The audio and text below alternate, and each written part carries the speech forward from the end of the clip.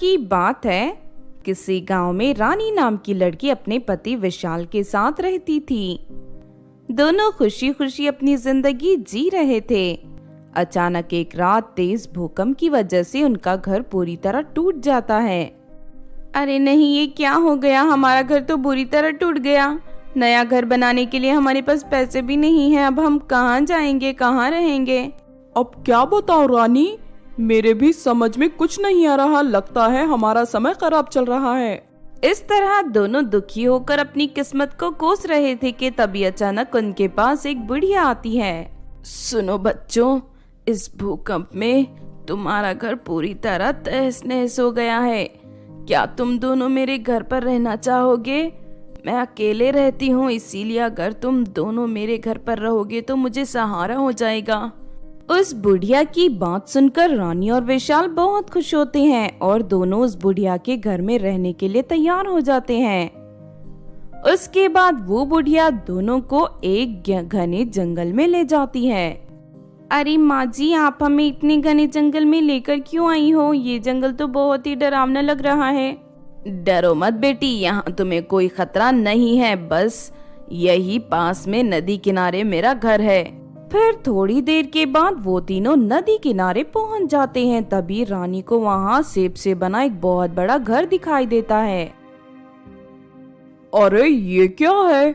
ये तो एक एप्पल का घर है। यहाँ रहने में बहुत मजा आएगा। रानी भी इस एप्पल से बने घर को देखकर बहुत खुश होती है और अपने पति के साथ वहाँ रहना शुरू कर देती है। इस तरह कुछ दिन बीत जाते हैं। फिर एक दिन रानी नदी किनारे कपड़े धोने जाती है, लेकिन तभी वो देखती है कि वो बुढ़िया नदी के किनारे बैठकर एक बड़ी सी तलवार को पत्थर के ऊपर धार लगा रही थी। ये देख रानी घबरा जाती है। अरे माँ जी, इतनी बड़ी तलवार आपके पास कहाँ से आई और आप इसे धार क्यों लगा रही हो? बेटी, मैं इस तलवार से लकड़ियाँ काटती हूँ। लेकिन माँ जी, लकड़ियाँ तो लोग कुल्हाड़ी से काटते हैं ना? नहीं नहीं बेटी, मुझे तो तलवार से लकड़ियाँ काटने की आदत है। अच्छा, अब मैं चलती हूँ, आज मुझे जंगल से बहुत सारी लकड़ियाँ काटनी है। इतना कहकर बुढ़िया अपनी तलवार उठाकर वहाँ से चली जाती है। फिर अगले दिन, सुनो विशाल, मुझे यहाँ बहुत डर लग रहा है। कल वो बुढ़िया नदी के किनारे बैठकर तलवार को धार लगा रही थी। अरे तो इसमें कितना घबराने की क्या बात है? तुम तो छोटी छोटी बातों से डर जाती हो।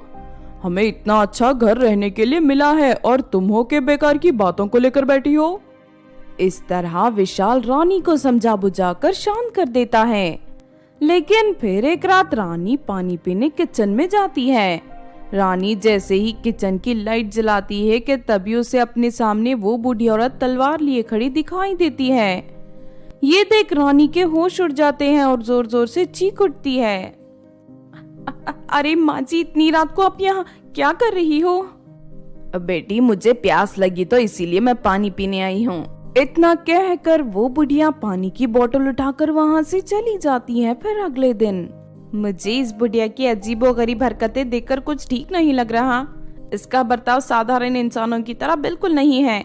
कहीं इस पर किसी भूतिया चुड़ैल का साया तो नहीं है? हे भगवान, मुझे तो सोचकर ही डर लग रहा है। उसके बाद रानी एक तांत्रिक के पास जाकर उसे सारी बात बता देती है। तांत्रिक अपने काले जादू की किताब खोलकर मंत्र पढ़ने लगता है। थोड़ी ही देर में उसे सारी सच्चाई का पता चल जाता है। बेटी, वो कोई साधारण बुढ़िया नहीं है। असल में वो लोगों को मार कर खाने वाली एक चुड़ैल है। मेरे पास आकर तुमने बहुत अच्छा किया, वरना आने वाले शनिवार को वो अपनी तलवार से तुम दोनों के टुकड़े टुकड़े कर कर खा जाती। तांत्रिक की बात सुनकर रानी के हाथ पैर ठंडे पड़ जाते हैं। लेकिन तुम फिक्र मत करो, मैं उस चुड़ैल को ठिकाने लगा दूंगा। चलो मेरे साथ। फिर रानी तांत्रिक को एप्पल घर के सामने ले जाती है। तभी वहाँ विशाल आ जाता है। रानी विशाल को सारी बात बता देती है। तभी वो तांत्रिक मंत्र पढ़कर एक बड़ा सा धागा उस एप्पल घर के चारों तरफ बांध देता है। लेकिन वो बुढ़िया तांत्रिक को देख लेती है और फौरन चुड़ैल के रूप में आ जाती है। लेकिन वो चुड़ैल जैसे ही घर के बाहर निकलने की कोशिश करती है कि वहां चारों तरफ आग जलने लग जाती है। तू चाहे कितनी भी कोशिश कर ले चुड़ैल, अब मैंने हमेशा के लिए तुझे इस घर में बंद किया है। अब तू कभी यहाँ से बाहर नहीं निकल सकती। ये देख रानी और विशाल राहत की सांस लेते हैं और उसके बाद वो तांत्रिक उन दोनों को अपने घर ले जाता है और ऊपर वाला कमरा उन्हें रहने के लिए दे देता है। इस तरह सब कुछ ठीक हो जाता है और दोनों पति पत्नी खुशी से रहने लगते हैं। तो आपने देखा दोस्तों भूतिया सेब के घर की कहानी।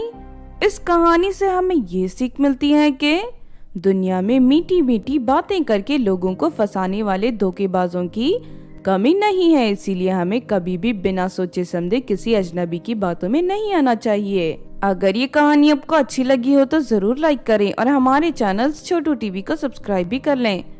और हाँ दोस्तों, हमें कमेंट करके जरूर बताना कि आपको कहानी कैसी लगी।